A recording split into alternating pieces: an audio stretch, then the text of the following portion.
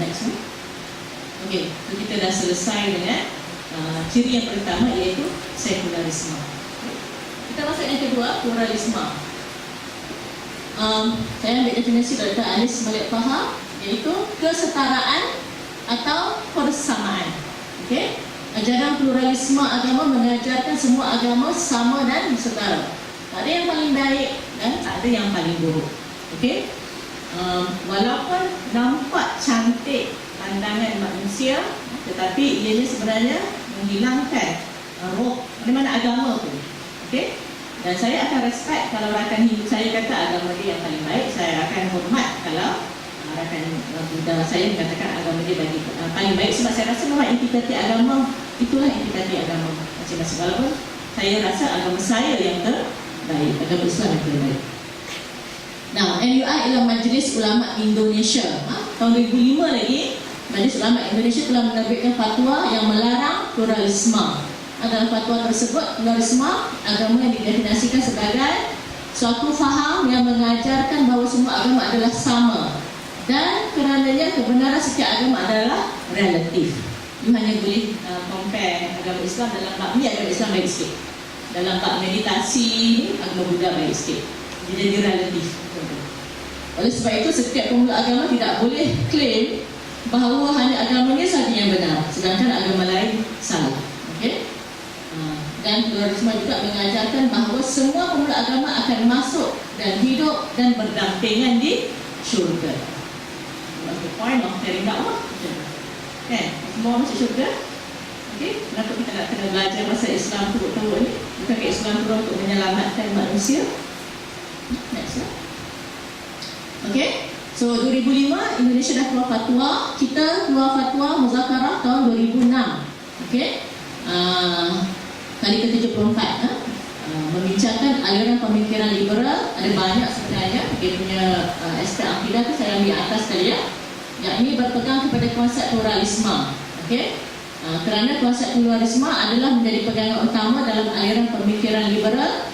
Pluralisme agama berpendirian bahawa agama mempunyai konsep, persepsi dan respon tersendiri terhadap realiti yang agung. Okey, jadi dia pakai konsep semua sama aja, nama aja lain-lain. Now, apa beza kita punya 2006 dengan MUI punya 2005? Ini Dr. Udi Soeharto punya kata. Kita punya binding kerana ada majlis fatwa. Okey, digazetkan di negeri-negeri, dan kalau ada aktiviti yang bercirikan begitu secara bebas, kita sebenarnya boleh ambil tindakan dan kerajaan boleh memantau. Tetapi Indonesia, oleh kerana tidak ada satu sistem dan fatwa itu tidak binding, maka kita lihat bagaimana Islam liberal itu memang berkembang sangat cepat. Dipanggil Jaringan Islam Liberal, JIL. Okey, next slide. Okey, nah, orang mungkin kata kita tak tolerate ke macam tu, kita bermusuh ke dengan non-Muslim. Jawapannya, pluralisme bukan toleransi. Kita kena faham perbezaan antara pluralisme agama dengan toleransi agama. Okey, pluralisme agama mengatakan statement-statement yang seperti ini. Okey, the three faith, one God. Judaism, Christianity, Islam semua kepada one God. Ataupun dia akan katakan semua ini ibarat satu bulatan, ini eksoterik, luaran itu esoterik, dalaman. Jadi semua agama ni dia punya lahiriah aja beza-beza, tapi semua menuju kepada Tuhan yang satu. This is what pluralism. Okay? Kenapa kita tidak dapat menerima pluralisme dalam Islam? Saya rasa paling mudah kita tengok konsep syahadah. Asyhadu an la ilaha illallah wa asyhadu anna Muhammadar Rasulullah. Kita start syahadah kita dengan menafikan dulu agama lain. Kan? Aku nak saksi bahawa tidak ada Tuhan lain, tidak ada Tuhan yang berhak disembah kecuali Allah. Dan aku nak saksi bahawa Nabi Muhammad itu pesuruhnya. Dinafikan dulu tentang Tuhan lain. If you accept that other religions are equal to us, it's just a matter of ciri-ciri praktis aku semua, what is the meaning of our syahadah? Tidakkah kita mengakui bahawa ada Tuhan lain yang disembah selain daripada Allah? Okey. Nah, yang kedua surah Ahad. Qul huwallahu ahad. Okey. Dan saya tak perlu elaborate lah. Sebab dia mengatakan Allah itu satu dan prinsip agama kita adalah Allah itu Esa. So di manakah nilai dakwah kalau macam tu? Kalau you cannot say, kalau Majlis Fatwa Indonesia tadi kata mana-mana orang tidak boleh claim agama dia paling benar dan agama orang lain itu salah, tak mana nilai dakwah? Kan? Saya bawa satu contoh yang saya sangat suka ya, kisah Ummu Sulaim. Okey, naik pengarah Sulaim kan? Pengarah tu. Saya teringat dia punya Ummu Sulaim ni adalah ibu kepada Anas bin Malik yang banyak diriwayatkan. Jadi yang meriwayatkan cerita ni tak lain tak bukan anak dia lah. Okey. Dan Ummu Sulaim ni ketika dia berpindah ke Madinah, hijrah dulu, suami dia yang pertama belum lagi Islam dan tidak mau masuk Islam. Okey. Dan walaupun begitu Ummu Sulaim dia tetap memeluk Islam dan antara wanita yang sangat teguh keislaman dia. So bila dia suami dia meninggal,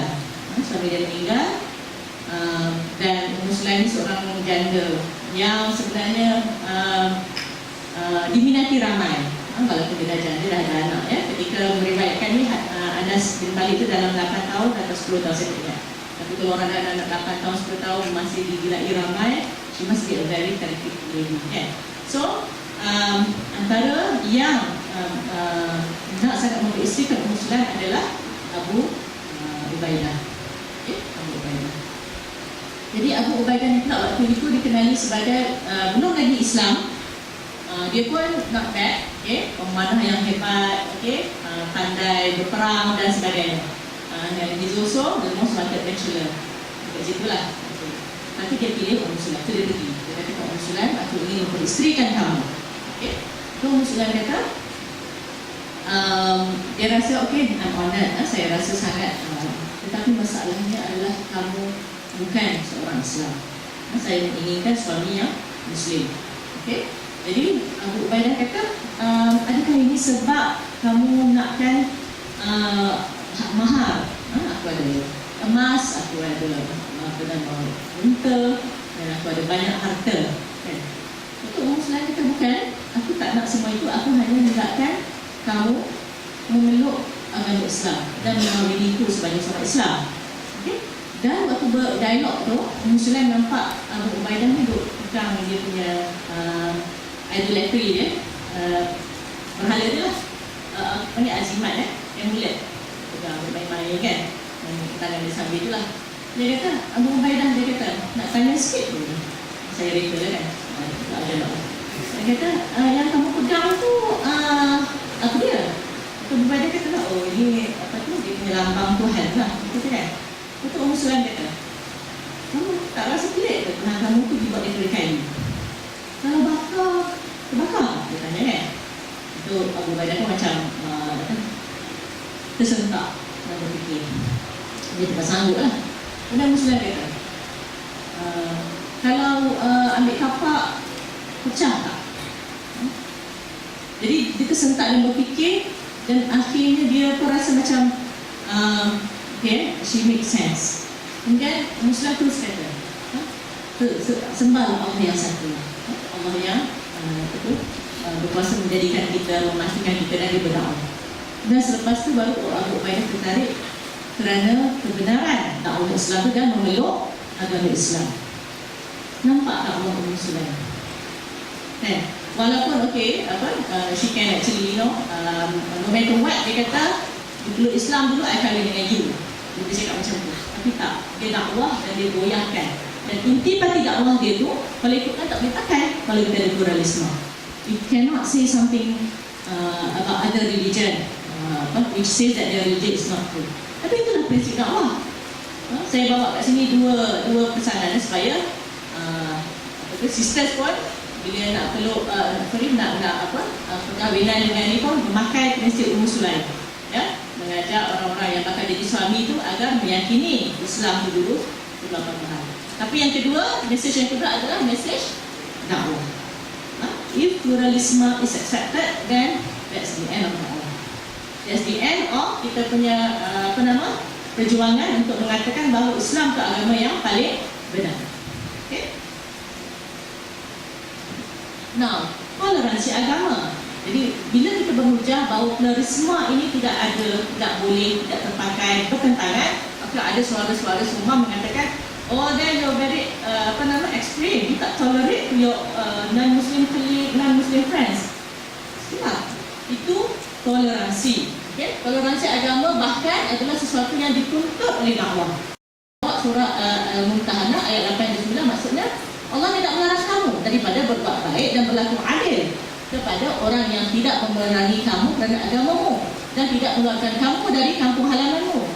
Sesungguhnya Allah mengasihi orang yang berlaku adil.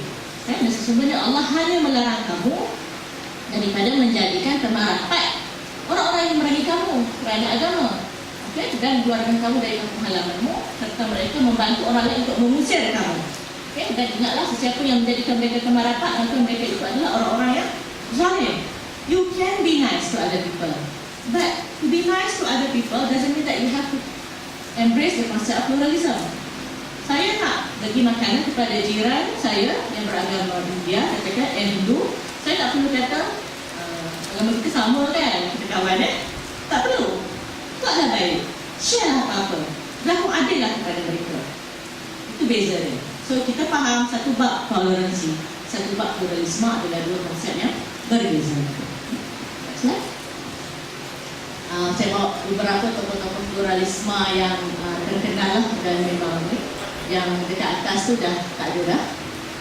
Rindinon dan Fridtjof Schön.